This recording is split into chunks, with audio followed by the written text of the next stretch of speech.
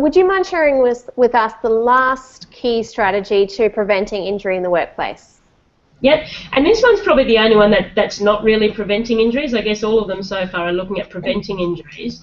The last one is actually doing what we term as a suitable duties manual. It has a different name, I guess, in other workplaces, but this is if someone has been injured, and by doing that initial task analysis and having a thorough understanding of the job, it means if someone is injured at work and employers are having to find suitable duties or light duties or alternate duties, if they actually have that breakdown of each task, they can look at what duties might be suitable for someone while they're building up their strength or recovering from an injury when they come back to work. And that can be an expensive process for employers, and often we get called in because employers just don't know what someone should be doing and shouldn't be doing. So to have the tasks broken down, and it may be that a medical certificate says someone can't do above shoulder height work.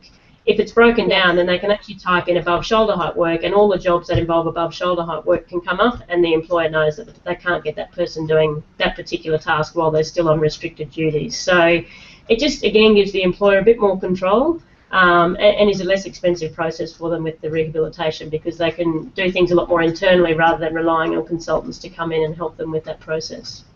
Okay, excellent. Now we've had a couple of questions come through and we are sort of getting close to time, so I'm just going to jump over to those if that's okay, Angela. Yep. One is, okay, so this is all pre-employment, so we really have focused today on what can be done pre-employment to prevent injury in the workplace, which is the ideal, but what should they be aware of or on the lookout for actually when they're doing a job? When they're actually doing a job, well, I guess again it comes down to the manual task risk assessment. So again, and that should be an ongoing process that almost happens every day, that people should be aware of how to assess the risk of a task, and constantly being, I guess, aware of what the different risk factors are, and certainly if a risk is identified. And when we go out, the first thing we do is ask the employees themselves, what job do you find the hardest physically? And almost always that job is also the one that comes up as being a high-risk manual task. So it's really just that identification, and then once it's been identified, going through a process of trying to come up with possible solutions to reduce the risk of that injury. And it's really difficult to talk about, what the specific, I guess, strategies are for reducing the risk, because every job is so different and every risk that's identified is so different. So it does need to be very specific to the situation. So what you're saying is that it needs to be, there needs to be a system and a process, and then the oddities throughout the day need to be assessed by the actual employer together. Is that correct? Yeah, and with the help of a consultant, so that's what we typically go in for. So a lot of the workplaces that have a really good overall system will get us in, and often we're just acting as a bit of a guide to direct people in the way of how to identify the risks and even what possible control measures there may be to reduce the risk. But it's amazing how many times the employees and employers often come up with it themselves, and we certainly guide them and help them identify what the risks are. But yeah, it's certainly that involvement. It's sort of, there's a term called participative ergonomics at the moment, and it really is a matter of everybody involved in the job participating in it, including supervisors, managers, and then the people on the ground performing the job. So. Because where does the line get drawn between personal responsibility for an employee going, this feels riskier, that this is not normally in my job description, and go to the employer, versus the employer having the job description completed and finalised, but things at business is dynamic these days. Where is that fine line? Is it? Yeah, it's an interesting It's a really discussion. tricky one.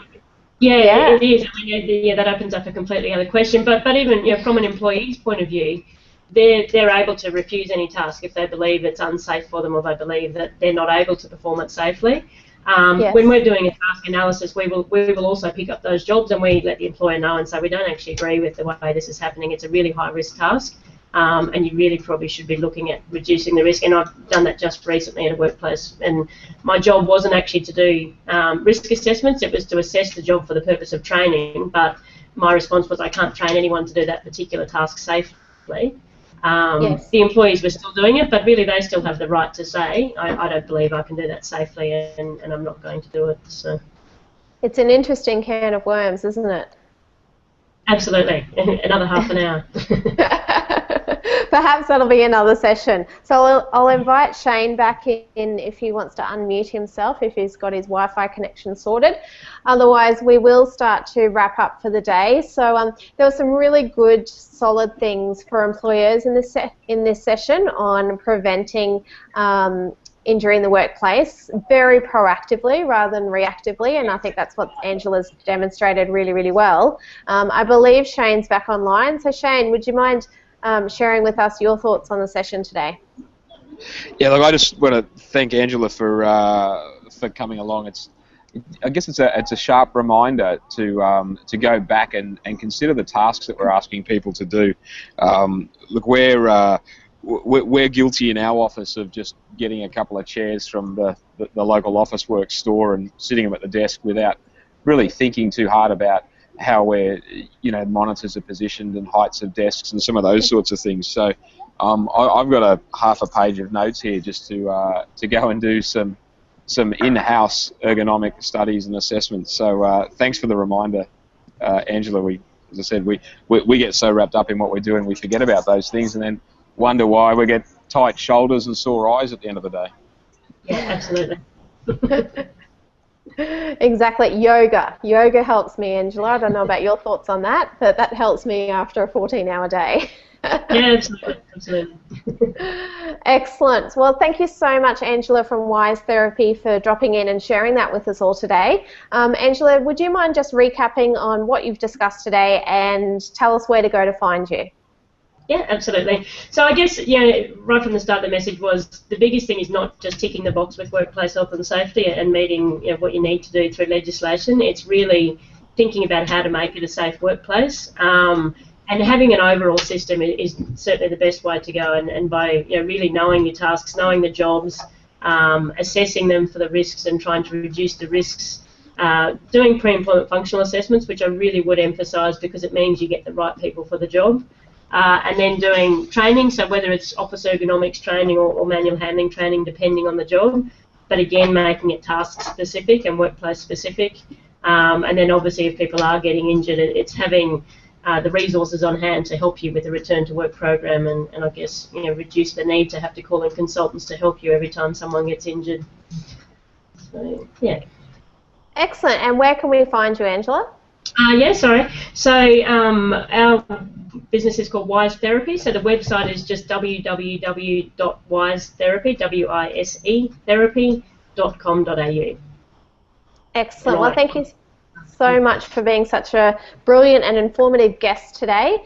For those of you that have watched, thank you for being with us for our second last live Lunch and Learn session for 2013. Thank you, Shane from OTrain, for hosting today, co-hosting. He didn't have the best internet connection today, so that's fine. He will join us again in 2 weeks. On the 10th of December, we'll be having Troy Morgan from Vision Health and PT, who will be talking to us about creating a healthy work culture.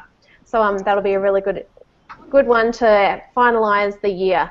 So thanks everyone, have a great 2 weeks and we'll see you back here on the 10th of December. Thanks, bye.